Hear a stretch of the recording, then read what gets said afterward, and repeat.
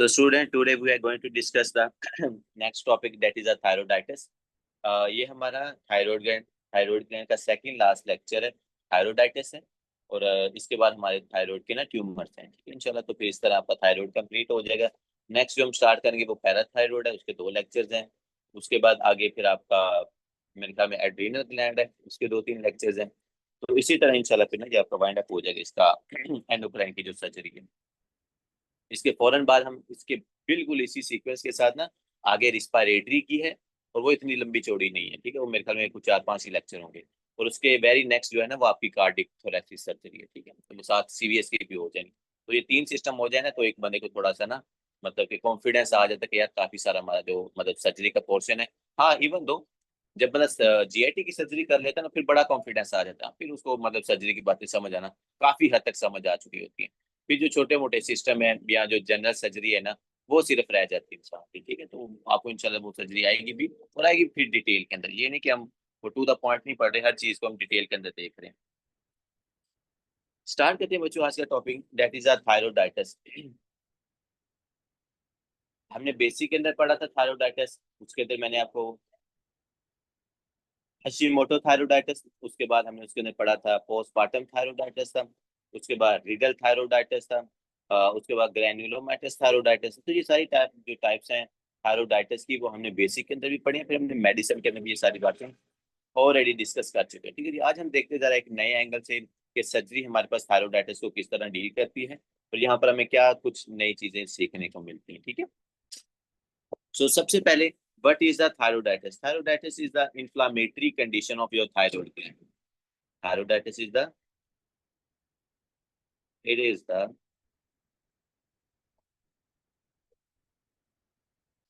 inflammatory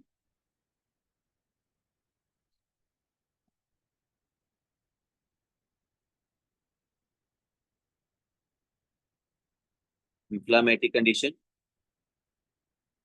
of your thyroid gland, ठीक है। ये हमारे ग्लैंड की इंफ्लामेटरी कंडीशन है। अभी अगर ये इंफ्लामेटरी कंडीशन है तो मैं आप लोगों को पहले भी बता चुका हूँ कि इस कंडीशन के अंदर हमें 2 चीजें मिलती हैं। चूंकि थायराइड ग्लैंड के अंदर ऑलरेडी इन्फ्लामेशन हो चुकी होती है, बहुत सारे जो लिम्फोसाइट्स है वो यहाँ पर अकेमुलेट हो चुके होते हैं। So kindly do remember that thyroiditis के अंदर जो आपके सेल अकेमुलेट होते हैं या जो डिपॉजिट होते हैं वो कौन से सेल्स होते हैं? These are the lymphocyte cells. ये बड़ा इंपॉर्टेंट एमसीक्यू है। यूवर्ट के अंदर ना 1-2 एमसीक्यूज भी हैं जहां पर उन्होंने वो लिम्फोसाइट को रिलेट करके ना पूछा हुआ है। तो थायरोडाइटिस के अंदर अगर कहीं पर बात की जाए ना कि कौन से सेल्स यहाँ पर डिपॉजिट होते हैं, so kindly do remember that यहाँ पर आपके जो लिम्फोसाइट सेल्स है ना वो लिम्फोसाइट सेल्स यहाँ पर डिपॉजिट होते हैं। इवन तो इसी वजह से इसकी जो कुछ डिजीजेज है ना उसका नाम भी उन्होंने लिम्फोसिटिक थायरोडाइटिस रखा हुआ है। बात मेरी आप समझ से। और दूसरा आपको ये भी पता है कि अगर लिम्फोसाइट्स की बात हो रही है तो ये नहीं है कि 1-2 दिन के लिए वहां पर सेल इकट्ठे हो रहे हैं, that is a chronic condition. तो लिम्फोसाइट सेल हमेशा क्रॉनिक इन्फ्लामेशन का काज करवाते हैं, और क्रॉनिक कंडीशन के अंदर ही वाकई डिपॉजिट होते हैं। तो अगर यहाँ पर इन्फ्लामेशन हो रही है, इन्फ्लामेटरी सेल्स इकट्ठे हो रहे हैं, हमारे लिम्फोसाइट सेल यहाँ पर आ रहे हैं, तो वो क्या करवाएंगे? यहाँ पर आकर इन्फ्लामेशन करवाएंगे, और इन्फ्लामेशन करवाने के बाद वो आपके पास सप्रेस करते हैं फॉलिकुलर सेल्स को, और उन फॉलिकुलर सेल्स की वो कहते हैं रप्चरिंग करवा देते हैं। जब फॉलिकुलर सेल्स की रप्चरिंग करवाते हैं तो स्टार्ट के अंदर हमें कौन सी कंडीशन मिलती है? Hyper thyroidism. Hyper thyroidism patient के अंदर आपको स्टार्ट के अंदर फॉर 5 to 7 days और may be more than 5 to 7 days आपको इस पेशेंट के अंदर हाइपरथायरॉयडिज्म की सिम्टम्स मिलती हैं। जब हमारे पास T3 और T4 जो सर्कुलेशन के अंदर पहले बहुत ज्यादा इंक्रीज होते हैं because of the rupturing of your follicles, जब वो खत्म हो जाते हैं क्योंकि मजीद तो आपके पास जो फॉलिकल्स है वो रप्चर हो चुके हैं, मजीद T3 T4 नहीं बनेगा, फिर उस पेशेंट के अंदर कौन सी कंडीशन आती है? That is a hypothyroidism. तो काइंडली ये बात को याद रखिएगा, थायरोडाइटिस के अंदर आपको दोनों कंडीशंस नजर आती है। मेरी बात सुने, हाइपरथायरॉयडिज्म अगर इंडिविजुअली आता है उसको डायग्नोस करना it's not a big deal. आप सिम्टम देखते हो, हाइपरटेंशन है, पाल्पिटेशन है, वार्म इंटॉलरेंस है, वेट लॉस हो रहा है, डायरिया, आप पकड़ लेते हो उसको कि पेशेंट हाइपरथायरॉयडिज्म का। फिर ग्रेव डिजीज हो सकती है, उसके अंदर थायराइड एडिनोमा हो सकता है, टॉक्सिक मल्टीन्यूट्रल ग्वाइटर हो सकता है, या एक्सोजीनसली वो T3 T4 को ले रहा होता है, ठीक है। बट बंदा यहाँ पे इंडिविजुअली आपके पास हाइपोथायरॉयडिज्म की सिम्टम है वो भी बंदा पकड़ लेता है, कॉन्स्टिपेशन हो रही है, वेट गेन हो रहा है, बीपी ड्रॉप जा रहा है, पेशेंट के अंदर कोई काम करने का दिल नहीं कर रहा, फटीग है, एनर्जी डिक्रीज है, एमिनोरिया है, इनफर्टिलिटी है, मायोपैथी है, हाइपरलिपिडीमिया है, वो बंदा भी पकड़ लेता है। लेकिन जब दोनों की सिम्टम मिक्स करके आती है ना, सबसे ज्यादा कंफ्यूजन होती है तब। क्यों? पहले वो लिखी हुई एक दो लाइनों के अंदर, हाँ जी पेशेंट के अंदर डायरिया हुआ, पाल्पिटेशन हुई आफ्टर सम डेज, वो पेशेंट हमारे पास कॉन्स्टिपेशन के साथ आ रहा है, बीपी ड्रॉप हो रहा है, पेशेंट को फटीग हो रही है। तो जब दोनों सिम्टम मिक्स होके आती है ना, तो फिर आपने याद रखना है it's talking about the थायरोइडाइटिस।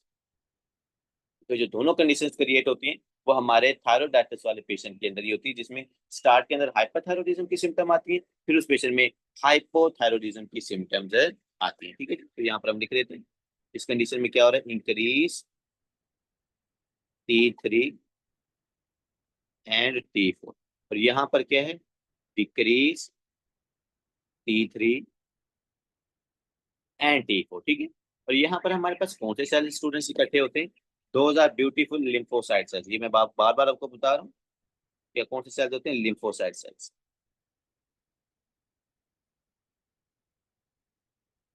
Lymphocyte sales हमारे पास इकट्ठे होते हैं। पोस्टमार्टम जो थायरोइडाइटिस है उसके अंदर भी लिम्फोसाइट्स होते हैं, जो आपकी हाशिमोटो थायरोइडाइटिस है उसके अंदर भी लिम्फोसाइट सेल इकट्ठे होते हैं। ठीक है, अब हमें ये तो पता चल गया कि जो थायरोइडाइटिस वाला पेशेंट है इसमें दोनों कंडीशंस क्रिएट होती हैं, हाइपर वाली भी हाइपो वाली, और जो लॉन्ग टर्म होती है वो हाइपो वाली कंडीशन ही होती है, क्योंकि हाइपर वाली तो कुछ दिन के लिए आते हैं। इसके बाद हम डिस्कस करते हैं कि जो थायरोइडाइटिस है इसकी कितनी टाइप्स हमारे पास होती हैं। Let's discuss the different types of the thyroiditis. Generally we have a 3 types of your thyroiditis. Thyroiditis की हम जरा यहाँ पर 3 जो टाइप्स हैं उनको हम क्या करेंगे, जनरली यहाँ पर डिस्कस करेंगे। सबसे पहले कौन सी थायराइड कौन सी टाइप है इसकी बच्चों, वो जो टाइप है दैट इज द हाशिमोटो थायरोइडाइटिस। ठीक है, उसको डिस्कस करेंगे। उसके बाद हम डिस्कस करेंगे ग्रैन्युलोमैटस थायरोइडाइटिस को, और लास्ट में हम डिस्कस करेंगे रीडल थायरोइडाइटिस। वैसे तो हमें पता है पोस्टमार्टम थायरोइडाइटिस भी है, but surgical point of view से जो हमारे पास इंपॉर्टेंट है वो यही वाली है। सबसे पहले कौन सी है जी, हाशिमोटो हाशी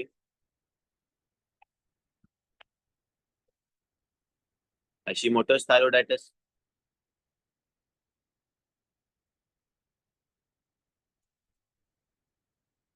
उसके बाद कौन सा चीज जो इन्फेक्शन की वजह से पेशेंट के अंदर हमें ग्रैनुलोमा की फॉर्मेशन नजर आती है वहां पर, that is a granulomatous, granulomatous thyroiditis. ये बड़ी इंपॉर्टेंट है ये वाली,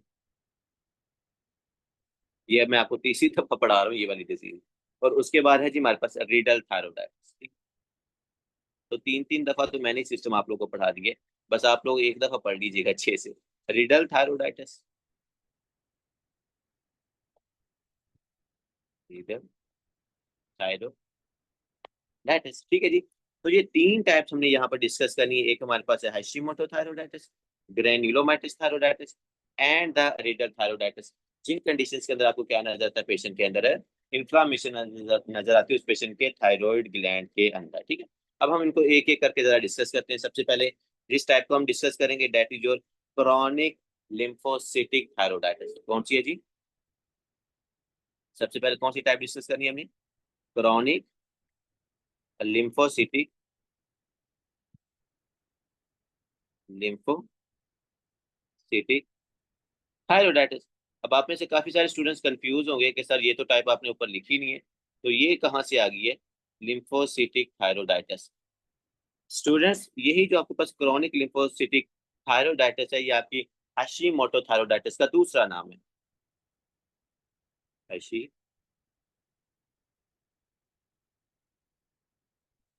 हाशिमोटो थायरोइडाइटिस। तो चाहे आप उसका ऊपर वाला नाम लिखा हो या नीचे वाला नाम लिखा हो, दोनों का मतलब सेम ही है कि ये एक ही कंडीशन है हमारे पास। ठीक है, ये वाली बात इवन दो हमारी सर्जरी की बुक्स ने लिखी है और यू वर्ल्ड वालों ने वो मतलब स्टेप 1 के अंदर ही आपको बेसिक के जो टॉपिक्स हैं वही ये वाली चीज पूछी हुई है, क्रोनिक लिम्फोसाइट से रिलेटेड ना। तो हाशिमोटो थायरोइडाइटिस के अंदर कुछ बातें हम यहाँ पर डिस्कस करते हैं। What is the chronic Hashimoto thyroiditis and what is the chronic lymphocytic thyroiditis, कैसे डेवलप होती है, कौन सी एंटीबॉडीज बनती है, क्या सिम्टम्स होती हैं, फिर आगे हम इसके डायग्नोस की तरफ जाएंगे और एट द एंड हमें इसको ट्रीट भी करना है। ठीक है जी, सो क्रॉनिक हाशिमोटो थायरोइडाइटिस यहाँ जो सॉरी क्रॉनिक लिम्फोसिटिक थायरोइडाइटिस है, ये हमारे पास क्या है, एक ऑटोइम्यून कंडीशन है। क्या है, it's the auto immune disease. अगर ये ऑटो इम्यून डिजीज है, इसका मतलब ये भी हुआ कि यहाँ पर हमारे पास बनेगी डिफरेंट टाइप्स की एंटीबॉडीज, और उन एंटीबॉडीज का नाम आपको ऑलमोस्ट हर एग्जाम के अंदर पूछा गया, चाहे वो आपका एनआरई है, चाहे वो आपका यूएसएमली है, तो आपको इन एंटीबॉडीज के नाम जरूर जरूर पता होने चाहिए। तो कौन कौन सी एंटीबॉडी है बच्चों? सबसे पहले जो antibody, that is the anti thyroid peroxidase. कौन सी एंटीबॉडी है? एंटी एंटी थायरॉयड पर ऑक्सीडेज, ठीक है। सेकंड नंबर पे कौन सी एंटीबॉडी है? Anti thyroglobulin. अब आपको पता है जो थायराइड पर ऑक्सीडेज एंजाइम था वो हमारे पास T3 और T4 की फॉर्मेशन के अंदर इन्वॉल्व था, जिसने ऑक्सीडेशन और गैनिफिकेशन या कपलिंग करवाई थी, ठीक है। तो अगर आप थायराइड पर ऑक्सीडेज एंजाइम को ही इनहिबिट कर दोगे, तो क्या हमारे पास T3 T4 की फॉर्मेशन की जो मशीनरी चलेगी, क्या वो मजीद चलेगी? नहीं सर। तो इसका मतलब है कि पेशेंट के अंदर वहां पर T3 T4 नहीं बनेगा। साथ साथ जब एंटीबॉडीज बन रही है तो आपको पता है वहां पर इन्फ्लामेशन भी होगी, और इन्फ्लामेशन के अंदर हमारे इन्फ्लामेटरी सेल्स वहां पर इकट्ठे होंगे, ठीक है। दूसरे नंबर है थायरोग्लोबुलिन प्रोटीन। आपको पता था कि हमारे पास जो रेजर्वोयर थे, जो हमारे पास प्रीकर्सर्स थे जिन्होंने T3 T4 बनाना, तो उसमें एक आपका आयोडाइड था जिसको हमने आयोडीन में कन्वर्ट किया था, और जो दूसरी हमारे पास सबसे इंपॉर्टेंट प्रोटीन थी, that is your thyroglobulin protein. So if the antibodies formed against the thyroglobulin protein, so there is a no synthesis of the T3 and T4, so patient presents with a symptom of hypothyroidism, ठीक है। तो ये वाली antibodies आपने यहाँ पर जरूर याद रखनी है। आगे आते हैं स्टूडेंट्स, जो पेशेंट मेरे पास क्रॉनिक लिम्फोसिटिक थायरोइडाइटिस का है, इस पेशेंट के अंदर सिम्टम्स कौन से होते हैं? नेक्स्ट बात आती है क्लिनिकल फाइंडिंग्स की। अब क्लिनिकल फाइंडिंग्स हमने पहले भी कहा हुआ वेरिएबल हैं। कुछ पेशेंट्स के अंदर मतलब कि ज्यादा सीवियर सिम्टम नजर आती हैं हाइपरथायरॉयडिज्म की, कुछ पेशेंट्स होते हैं जिनके अंदर आपको ज्यादा सीवियर सिम्टम नजर आएंगी हाइपोथायरॉयडिज्म की, ठीक है। तो बात बताने का मकसद यही है कि दोनों कंडीशन जो हैं, हाइपरथायरॉयडिज्म वाली और हाइपोथायरॉयडिज्म वाली, आपको इन पेशेंट्स के अंदर नजर आती है, ठीक है। तो हम स्टार्ट में लिखते हैं कि पेशेंट के अंदर पहले कौन सी सिम्टम आती है? हाइपर हाइपरथायरॉयडिज्म वाली क्लिनिकल फाइंडिंग्स है। और हाइपरथायरॉयडिज्म वाली क्लिनिकल फाइंडिंग्स आपको पता है सारी हमने बहुत डिटेल के अंदर डिस्कस की हुई है। लेट्स सपोज हम कहेंगे कि पेशेंट का जो ब्लड प्रेशर है वो इंक्रीज है, पेशेंट के अंदर डायरिया हो सकता है, पेशेंट के अंदर क्या है जी, पाल्पिटेशन है। सबसे मेन सिम्टम तो यही है, पाल्पिटेशन है। तो अगर आपने ऐड करना है तो आप यहाँ पर एक्सोथैलेमस भी ऐड कर लो, पर एक्सोथैलेमस इसमें नहीं होता। एक्सोथैलेमस ज्यादातर ग्रेव डिजीज के साथ रिलेट किया जाता है, ठीक है। तो यहाँ पर हम डायरिया ऐड कर लेते हैं क्योंकि जीआईटी की इम्यूनिटी बढ़ती है, उसकी वजह से पेशेंट के अंदर आपको डायरिया नजर आता है, ठीक है। तो ये जो टेम्परेरी सिम्टम्स आपको नजर आती है ना हाइपरथायरॉयडिज्म वाली, तो ये वही वाली है जो ज्यादा इसकी प्रोमिनेंट सिम्टम है। हार्ट रेट बढ़ जाएगी, टैकीकार्डिया हो जाएगा, डायरिया हो जाएगा, और पाल्पिटेशन पेशेंट के अंदर है। कुछ दिनों के लिए पेशेंट के अंदर हाइपर वाली सिम्टम्स रहती हैं, फिर स्टार्ट हो जाती हैं हाइपोथायरॉयडिज्म की सिम्टम्स। हाइपो और यही जो हाइपोथायरॉयडिज्म की सिम्टम है, यही इस पेशेंट के अंदर क्या रहती हैं, परसिस्ट रहती हैं। यही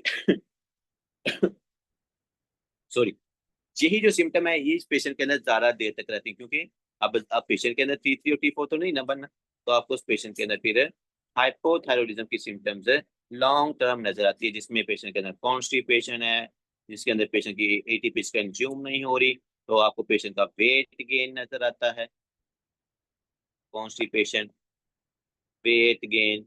उसके बाद चले मैं लिख देता हूँ एमिनोरिया, बहुत सारी सिम्टम है, मायोपैथी है, बीपी ड्रॉप है। तो ये वाली सिम्टम आपको फिर मतलब हाइपोथायरॉयडिज्म वाली सारी सिम्टम में उस पेशेंट के अंदर नजर आती है। और दूसरे तीसरे नंबर आपने याद रखिएगा क्लिनिकल फाइंडिंग्स के अंदर ये है कि उस पेशेंट के अंदर ना जो उसका ग्वाइटर है, इसके अंदर जाहिर बात है इंफ्लामेटरी सेल्स इकट्ठे हो रहे हैं, तो उस पेशेंट के अंदर हमें डिफ्यूज ग्वाइटर नजर आता है। कौन सा नजर आता है बच्चों? डिफ्यूज ग्वाइटर काइंड यहाँ पर लिखिएगा कि अगर कोई पेशेंट मेरे पास हाशिमोटो थायरोइडाइटिस का है ना, तो उसके अंदर आपको डिफ्यूज ग्वाइटर नजर आता है। जैसे हमने कहा था कि अगर पेशेंट ग्रेव्स डिजीज का, तो उसके अंदर भी आपको ज्यादातर डिफ्यूज ही नजर आता है। हाशिमोटो थायरोइडाइटिस के अंदर भी आपके चूंकि सारे फॉलिकुलर सेल्स इन्वॉल्व हो रहे होते हैं, तो यहाँ पर भी आपको डिफ्यूज ग्वाइटर नजर आता है, ठीक है। अब नेक्स्ट आते हैं कि सर इस पेशेंट को जो हमारे पास क्रोनिक लिम्फोसिटिक थायरोइडाइटिस का है, इसको हमने डायग्नोज कैसे करना है? यहाँ पर हम इसको जरा डायग्नोज कर लेते हैं।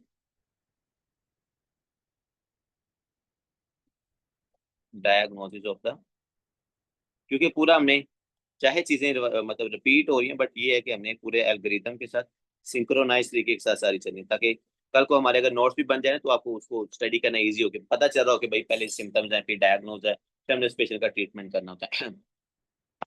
अब डायग्नोज के अंदर सबसे पहले आप इस पेशेंट का क्या करोगे स्टूडेंट्स, आप जाहिर बात है हम इसका चेक करेंगे TSH, आपने इसका चेक करना है T3, और चेक करना है हमने T4। इस कंडीशन के अंदर चूंकि T3 और T4 कम हो रहे होते हैं, तो पेशेंट का जो TSH है ना ये इंक्रीज होता है। तो यहाँ पर मैं लिख देता हूँ increase, T3 decrease, and T4 भी इसका डिक्रीज होता है। ठीक है, तो पहला टेस्ट आपके क्या करते हैं, बेसिक बेसलाइन टेस्ट हम करते होते हैं, हमने मेडिसिन का स्कूल पढ़ा हुआ है। पहले हम बेसलाइन टेस्ट करेंगे, फिर हम थोड़े से इन्वेसिव टेस्ट करेंगे, फिर हम मोस्ट इन्वेसिव टेस्ट करते होते हैं। ठीक है, तो आपने पहले बेसलाइन लेबोरेटरी वाले टेस्ट कर लेने, फिर आप दूसरे नंबर आते हो सीरोलॉजी के ऊपर। क्योंकि हमें पता चल रहा है कि पेशेंट के अंदर हाशिमोटो थायराइडाइटिस हो सकता है, तो हम फिर दूसरे नंबर करेंगे सीरोलॉजी। सीरोलॉजी का मतलब होता है आप उसके अंदर एंटीबॉडीज देखोगे। मैं आपको ऑलरेडी बता चुका हूँ कि इस कंडीशन के अंदर आपको कौन कौन सी एंटीबॉडीज मिलनी है। एक तो आपको एंटी TPO, थायराइड पेरोक्सीडेज, और दूसरी आपकी एंटी थायरोग्लोबुलिन। अब देखिए चीजें आप साथ साथ पढ़ते हो तो इंशाल्लाह आपको चीजें याद भी तो होती जाती है ना। अब मैं आपको कल भी बता रहा था कि ये थायराइड पेरोक्सीडेज एंजाइम बड़ा इंपॉर्टेंट है, इसका नाम आपने अच्छे से याद रखना है। दूसरे नंबर कल हमने एडिशन भी किए थे जब विटामिन के पढ़ रहे थे ना, कि एक और एंजाइम है। वैसे तो बायोकेमिस्ट्री में बहुत सारे एंजाइम को हमने पढ़ना, बट जो आपकी सिस्टेमिकली इंपॉर्टेंट है ना वो मैं साथ साथ आपको बताता जाऊंगा। एक तो ये TPO का एंजाइम बहुत ज्यादा इंपॉर्टेंट है, और उसके बाद जो नेक्स्ट एंजाइम इंपॉर्टेंट है वो आपका वो एपोक्साइड रिडक्टेज है, जो विटामिन के की एक्टिवेशन के अंदर इन्वॉल्व था ना, जिसके ऊपर वार्फरिन लग रही थी, जो हमने कल डिस्कस किया है। वो एपोक्साइड रिडक्टेज एंजाइम भी काफी ज्यादा इंपॉर्टेंट है, आपको इन चीजों के बारे में जरूर पता होना चाहिए। सीरोलॉजी की है भाई, उस पेशेंट के अंदर अगर आपको पॉजिटिव नजर आता है TPO और पॉजिटिव नजर आता है एंटी थायरोग्लोबुलिन, इसका क्या मतलब उस पेशेंट के अंदर है हाशिमोटो थायराइडाइटिस या क्रोनिक लिम्फोसिटिक थायराइडाइटिस हो सकता है। ठीक है, अब बात यहाँ पर खत्म नहीं होती। सीरोलॉजी के बाद हमने जो तीसरा काम करना है दैट इज अ FNA, आप सबकी फेवरेट, जो मैंने आपको कल भी कराया था, फाइन नीडल एस्पिरेशन बायोप्सी। क्योंकि देखो ना, हमने कहा था कि फाइन नीडल एस्पिरेशन बायोप्सी की इंडिकेशन क्या है। इसकी इंडिकेशन ये कि अगर ग्वाइटर बना हुआ है, ग्वाइटर बना है तो भाई हम जाएंगे फाइन नीडल एस्पिरेशन के अंदर, क्योंकि हमने मेक श्योर करना है कि कहीं ट्यूमर तो नहीं है, हमने मेक श्योर करना है कहीं मिलिग्नेंट ट्यूमर तो नहीं है। तो इसलिए जब भी नड्यूल वाला बंदा आता है तो बेसलाइन टेस्ट करवाने के बाद आप उसकी फाइन नीडल एस्पिरेशन जरूर करते हैं। और ये मैंने आपको कल पूरा चार्ट भी बनवाया था फाइन नीडल एस्पिरेशन का, अगर आपको याद हो ना, ये देखो ऊपर मैं दिखा रहा हूँ, ये देखो मैंने आपको बताया था, ये सोलिटरी थायराइड नोड्यूल के साथ अगर पेशेंट आ रहा है या डिफ्यूज गॉइटर के साथ आ रहा है, पहला काम आपने FNA करना होता है। फिर हमने देखना है कि बिनाइन है, सस्पिशियस है या malignant है। अगर सस्पिशियस है तो फिर आप रेडियो एक्टिव स्कैन की तरफ जाते हो। अगर बिनाइन है तो यहाँ सिस्ट हो सकती है या कोलॉइड नोड्यूल हो सकता है। अगर सिस्ट है तो एस्पारेट कर दो, बार बार सिस्ट बन गया तो थायरोइडेक्टोमी कर दो। कोलॉइड है, T4 थेरेपी दी है, नहीं ठीक हो रहा, सिम्टम आ रही है, थायरोइडेक्टोमी कर दो। तो ये जो FN है ना ये बड़ा इंपॉर्टेंट है, तो ज्यादा इन्वेसिव भी नहीं होता, इन्वेसिव है बट ज्यादा इन्वेसिव नहीं है। आप एक मतलब कि नीडल के जरिए उसकी बायोप्सी का सैंपल ले रहे होते हैं, बट इसकी भी कुछ ना लिमिटेशन है, शायद मैं आपको कल भी बता चुका हूँ कि ये हमारे पास ज्यादातर ना बिनाइन और मिलिग्नेंट ट्यूमर के दरमियान में ये डिफरेंशिएट नहीं कर पाती। और ज्यादातर कौन सी ट्यूमर में नहीं कर पाती, फॉलिकुलर एडिनोमा और फॉलिकुलर कार्सिनोमा में नहीं कर पाती। सो जब आप इसकी फाइन नीडल एस्पिरेशन करोगे तो वहां पर हमें, जब हम इसका सैंपल लेंगे तो इसके अंदर हमें क्या चीज नजर आएगी, भाई क्या इकट्ठा ही क्या वहां पर हुआ, आपके लिम्फोसाइट्स। तो हम इसको यहाँ पर लिखेंगे, फाइन नीडल एस्पिरेशन हमने की तो वहां पर हमें अबंडेंट लिम्फोसाइट सेल नजर आएंगे। जब आपको अबंडेंट लिम्फोसाइट सेल नजर आएंगे, पेशेंट साथ हमारे पास फीमेल है, सा, साथ उस पेशेंट के अंदर हाइपोथायरॉयडिज्म की सिम्टम्स आ रही है, इसका मतलब पेशेंट के अंदर है क्रोनिक लिम्फोसिटिक थायरोइडाइटिस हो सकता है। ठीक है जी, अब जब हमने यहाँ पर देख लिया कि पेशेंट के अंदर हशीमोटो थायरोइडाइटिस है, डायग्नोज कर लिए, नेक्स्ट हम जाते हैं ट्रीटमेंट की तरफ, कि हमने उस पेशेंट का ट्रीटमेंट क्या करना होता है। सबसे पहले तो चूंकि पेशेंट के अंदर क्या कंडीशन चल रही है, पेशेंट के अंदर हाइपोथायरॉयडिज्म होती है। हाइपर वाली जो कंडीशन होती है वो टेम्परेरी होती है फॉर फ्यू डेज, जो लॉन्ग टर्म होती है जो कई कई मंथ तक चलती है वो हमारे पास हाइपोथायरॉयडिज्म होती है। तो इस पेशेंट के अंदर जो हमारा मेनली टारगेट होता है ना, वो हमारा हाइपोथायरॉयडिज्म को पहले ठीक करना होता है। ठीक है, तो आपने इस पेशेंट को क्या करना है, सबसे पहले हार्मोनल रिप्लेसमेंट थेरेपी करनी, रिप्लेसमेंट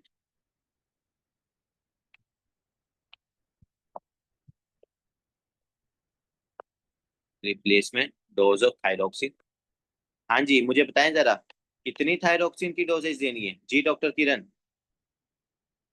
किरण बताएंगी कितनी डोजेज देनी है थायरोक्सिन की आपने इस पेशेंट को, या नॉर्मली हम कितनी डोजेज देते होते हैं?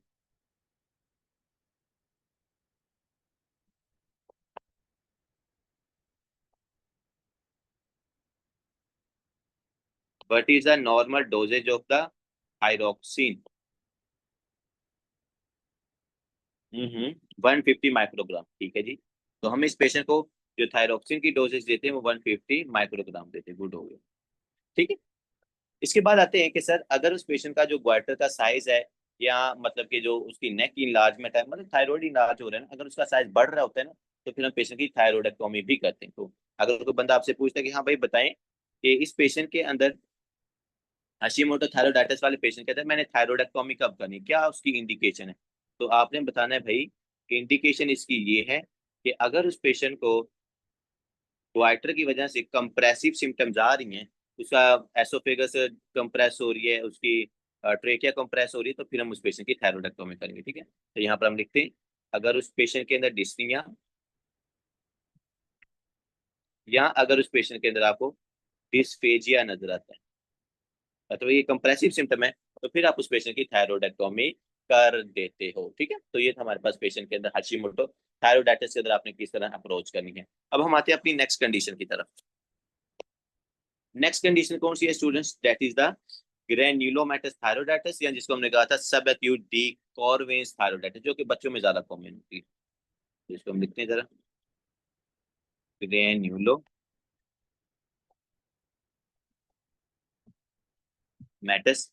थायरोइडाइटिस।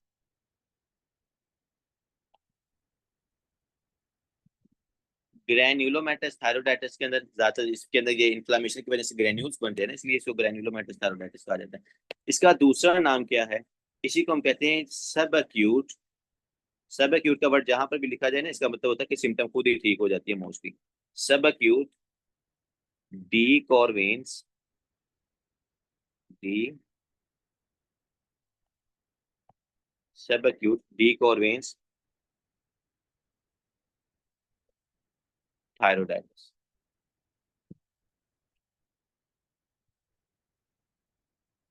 बात आप समझ रहे हैं कि हमारे पास अगर किसी पेशेंट के अंदर ग्रैन्युलोमेटस थायरोइडाइटिस या सब एक्यूट डी कॉर्वेंस थायरोइडाइटिस डेवलप होता है, सबसे पहले इसकी आपको पूरी एक कहानी हम सेटल करते होते हैं। क्या कि हमारे पास ज्यादातर ये चिल्ड्रन के अंदर होते हैं, और बच्चों की हिस्ट्री किस चीज की होती है? इन्फेक्शन की। कौन सा इन्फेक्शन है जी? ज्यादातर वायरल इन्फेक्शन। वायरल इन्फेक्शन की बच्चों की हिस्ट्री होती है। वायरल इन्फेक्शन की हिस्ट्री के बाद पेशेंट थायरोइडाइटिस के साथ आ रहा होता है। अगर वायरल इन्फेक्शन की हिस्ट्री है, तो कौन कौन से वायरल इन्फेक्शन ज्यादातर इसको ट्रिगर करते हैं? उसमें एक आपने याद रखना है एप्स्टेन बार वायरस, और दूसरा आपने याद रखना है मम्स। मम्स या मीजल्स, ये दोनों करते हैं।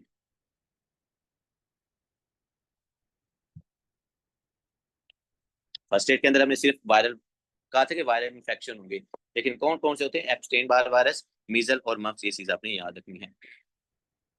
अब पेशेंट को 2 हफ्ते पहले वायरल इन्फेक्शन हुआ है, और अब जो पेशेंट है वो मेरे पास किसके साथ आ रहा है? थायरोइडाइटिस के साथ आ रहा है। और आपको पता है कि थायरोइडाइटिस के अंदर क्या होता है? थायरोइडाइटिस के अंदर वही 2 चीजें होंगी। स्टार्ट के अंदर पेशेंट के अंदर होगा जी थायरोइडाइटिस अगर है, तो थायरोइडाइटिस के अंदर वही सेम कंडीशन आएगी। पहले बच्चे में हाइपरथायरोइडिज्म की सिम्टम्स आएंगी। क्या होगी? हाइपर वाली सिम्टम। और फिर पेशेंट के अंदर आपको हाइपो वाली सिम्टम्स नजर आती हैं। ठीक है, लेकिन कुछ और एडिशनल चीजें भी आपको इस बच्चे के अंदर नजर आती हैं। वो क्या? कि इस यहाँ पर आपको टेंडर थायराइड नजर आता है। टेंडर, टेंडर का मतलब होता है पेनफुल। टेंडर थायरोइडाइटिस। टेंडर थायरोइडाइटिस के साथ साथ, पेनफुल थायरोइडाइटिस के साथ साथ, इस पेशेंट का जॉ पेन भी होती है। ये भी एक इंडिकेशन थी ग्रैन्युलोमेटल थायरोइडाइटिस की। क्या थी? इस बच्चे में आपको जॉ पेन भी नजर आती है। इस बच्चे के अंदर आपको इंक्रीज ईएसआर भी नजर आएगा। ईएसआर आपकी इन्फ्लामेशन का इंडिकेटर होता है, तो ये चीज भी आपको इसके अंदर नजर आती है। मोस्ट ऑफ द केसेस के अंदर चूंकि ये सब एक्यूट कंडीशन है, तो बच्चों में ये खुद ही क्या हो जाती है? रिजॉल्व हो जाती है। क्या मैं कह रहा हूँ? मोस्ट ऑफ द केसेस के अंदर ये जो कंडीशन है ये खुद ब खुद क्या हो जाती है? डिसॉल्व हो जाती है। लेकिन अगर ये खुद डिसॉल्व ना हो रही हो, तो हम इस पेशेंट का क्या कर सकते हैं? ट्रीटमेंट भी कर सकते हैं। ट्रीटमेंट के लिए आपने इसको क्या देनी है? आपने इस पेशेंट को हाइपो या हाइपर वाली हाइपोथायरॉयडिज्म की मेडिकेशन नहीं देनी होती। क्या करना है आपने इसको? चूंकि इन्फ्लामेशन है, हमें पता है कुछ दिनों बाद ये ठीक हो जाएगा पेशेंट, तो आपने इस पेशेंट को देनी है प्रेडनिसोलोन। वैसे तो जो जितनी भी कंडीशन है ना इन्फ्लामेशन वाली, चाहे वो हाशिमोटो थायराइडाइटिस, वहां पर भी आप स्टीरॉइड्स देते हो उस बच्चे को, उस पेशेंट को। तो यहाँ पर आपने 10 to 20 mg डोजेज याद रख लो, ये स्टीरॉइड्स वाली ये बड़ी यूटिलाइज होती है हॉस्पिटल्स के अंदर। आपने 7 दिन के लिए उस बच्चे को प्रेडनिसोलोन देनी है। कितनी डोजेज? 10 to 20 mg। और अगर आपको जरूरत पड़े कि भाई पेशेंट के अंदर ना मतलब हाइपोथायरॉयडिज्म की सिम्टम्स आ रही हैं, तो आप कुछ दिन के लिए ना आपको थायरॉक्सिन की रिप्लेसमेंट थेरेपी भी दे सकते हो, ठीक है। तो कुछ दिन के लिए आप इसको थायरॉक्सिन भी दे सकते हो। कितनी जी? वही 150 माइक्रोग्राम। तो ये था हमारे पास वायरल इन्फेक्शन की हिस्ट्री के साथ अगर बच्चा आता है और उसका हमने ट्रीटमेंट किस तरह करना होता है। तो चूंकि इन्फ्लामेशन हो रही होती है, पहले मैंने आपको बात बताई कि वो खुद ही ठीक हो जाता है, लेकिन अगर वो खुद ना भी ठीक हो रहा तो आप क्या कर सकते हो, उसको स्टीरॉइड्स देके उसकी इन्फ्लामेशन कम करो, और साथ आप उस पेशेंट के अंदर रिप्लेसमेंट मतलब कुछ दिन के 8 से 10 दिन के लिए आप थायरोक्सिन भी दे सकते हो। Last but not least, let's comes towards the Riedel thyroiditis. सबसे पहली बात तो डॉक्टर बिलाल ये है कि जो रिडल थायरोइडाइटिस है, और जो हमने कल आपका एनाप्लास्टिक कार्सिनोमा पढ़ा था ना एंडोक्राइन की क्लास के अंदर, ये रिडल थायरोइडाइटिस और जो एनाप्लास्टिक कार्सिनोमा है, ये दोनों बहुत कंफ्यूज करते हैं। ये दोनों बहुत ज्यादा कंफ्यूज करते हैं, क्योंकि इन दोनों के अंदर नेक की इनलार्जमेंट बहुत होती है। इसमें भी हमारे पास फाइब्रोसिस होती है, और वो उस एनाप्लास्टिक कार्सिनोमा के अंदर भी ऑलमोस्ट फाइब्रोसिस ही होती है। फिर हम डिफ्रेंशिएट कैसे करते हैं?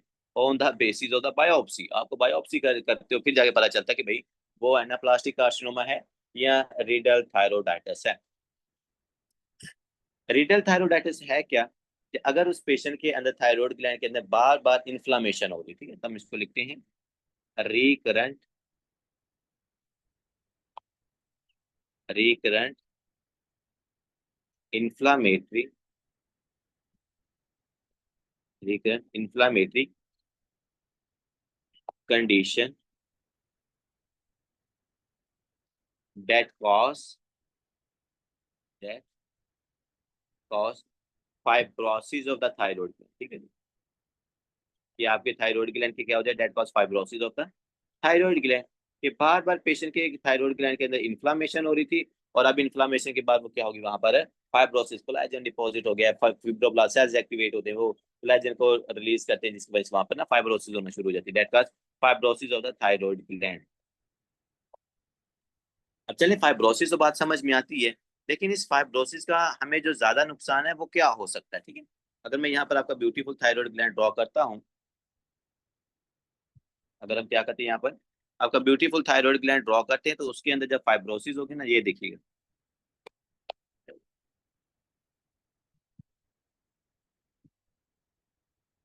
आप सबको पता है कि फाइब्रोसिस जहां पर भी होती है ये बहुत ज्यादा हार्ड होती है, बहुत ज्यादा थिक होती है। तो ये देखो, अगर आपके थायराइड ग्लैंड के अंदर फाइब्रोसिस हो रही है,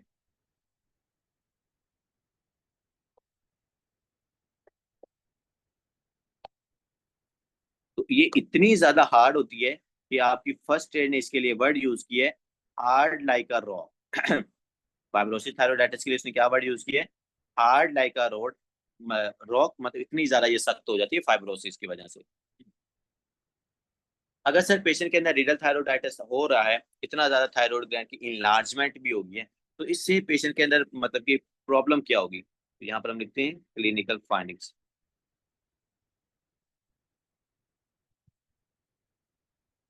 रीडल थायरोइडाइटिस जिसके अंदर एल्डर पेशेंट है, बार बार इन्फ्लामेशन की वजह से फाइब्रोसिस हो गया, थायराइड ग्लैंड बहुत ज्यादा मतलब हार्ड हो गया। सिम्टम्स क्या आएंगी? Compressive symptom. कंप्रेसिव सिम्टम में आपको ऑलरेडी बता चुका हूँ, पेशेंट के अंदर डिस्निया हो सकता है, पेशेंट के अंदर डिस्फेजिया हो सकता है, और पेशेंट के अंदर होर्सनेस ऑफ वॉइस हो सकती है, होर्सनेस ऑफ वॉइस, ठीक है। तो ये वाली कॉम्प्रेसिव सिम्टम है जो आपको उस पेशेंट के अंदर क्या है, नजर आती है। फिर चूंकि सिम्टम्स आ रही हैं, पेशेंट हमारे पास डायग्नोस कैसे हो गया, बहुत सारा T3 T4 इसका चेक कर लेंगे, उसके बाद इसका रेडियो एक्टिव आयोडीन स्कैन करवा लेंगे, तो मतलब एल्टर होगा, बहुत बड़ा हुआ है, मतलब कि अंदर फाइब्रोसिस हुई पड़ी है, कोई मतलब होड या कोल्ड नड्यूल नहीं यहाँ पर नहीं है, सिंपली पूरा डिफ्यूज ग्लैंड है, इनलार्ज हुआ पड़ा है, इतना बड़ा, ठीक है। तो दूसरे नंबर हम देखेंगे कि भाई इस पेशेंट का फिर हमने ट्रीटमेंट कैसे करना होता है। ये रिडल थायरोइडाइटिस का ट्रीटमेंट के लिए स्टूडेंट्स हमने सिंपल सी बात ये करनी है कि सबसे पहले तो अगर आपको रिप्लेसमेंट की जरूरत पड़ रही है ना, कि उसको थायराइड ग्लैंड कम हो रहा है, थायरोक्सिन कम प्रोड्यूस हो रहा है, तो आप इस पेशेंट के अंदर क्या करते हो, थायरोक्सिन देते हो। ठीक है, पहले आप रिप्लेसमेंट थेरेपी कर लेते हो। जो भी अंडरलाइन मतलब कि आपको मैनिफेस्टेशन नजर आ रही होगी ना, लेट्स सपोज अगर T3 T4 कम हो गई तो आपने उसको थायरोक्सिन दे देनी। क्या दे देनी है, थायरोक्सिन। दूसरे नंबर अगर इन्फ्लामेशन ज्यादा है, फाइब्रोसिस ज्यादा है, तो हम इस पेशेंट को कॉर्टिकोस्टेरॉइड्स भी देंगे, कॉर्टिकोस्टेरॉइड्स। और कॉर्टिकोस्टेरॉइड्स की भी अब आपने डोजेज देखो ना, यहाँ पर हम आप लोग कहते हो ना कि सर डोजेज हमें याद नहीं होती या हमें डोजेज नहीं आती, हम हफ्जों में भी चले जाते हैं। भाई डोजेज पढ़ी हो तो आप लोगों को याद हो ना। अब देखो थायरोक्सिन की इंशाल्लाह आप आंख बंद करके बताओगे जी कितनी है, स्टीरॉइड्स की कितनी दी जाती है, 10 to 20 mg। इसी तरह जैसे जैसे पढ़ते जाएंगे इंशाल्लाह हम डोजेस को ऐड करते जाएंगे। तीसरे नंबर पर जो आखिरी हल ये है कि अगर पेशेंट हमारे पास उसकी ज्यादा एज नहीं है, 50 के अराउंड है, या फिर उस पेशेंट के अंदर बहुत ज्यादा कंप्रेसिव सिम्टम्स आ रही हैं, तो हमने क्या करनी है, थायरॉयडेक्टोमी। इंशाल्लाह इसका सबसे मजे का जो टॉपिक है ना, वो है कि थायरॉयडेक्टोमी करनी कैसे है, कितनी इंसिजन देनी है, कहाँ पर देनी है, कैसे देनी है, प्री ऑपरेटिव केयर क्या होती है, इंटर ऑपरेटिव केयर क्या होती है, पोस्ट ऑपरेटिव केयर क्या होती है, वो सारी बातें भी इंशाल्लाह इसके अंदर पढ़ेंगे। मेरे ख्याल में परसों का लेक्चर वही वाला था। ठीक है, तो यहाँ पे आपकी थायरॉयडाइटिस क्या होता है, कंप्लीट होता है। बाकी सिर्फ आपके थायरॉयड के ट्यूमर्स यहाँ पर बचते हैं।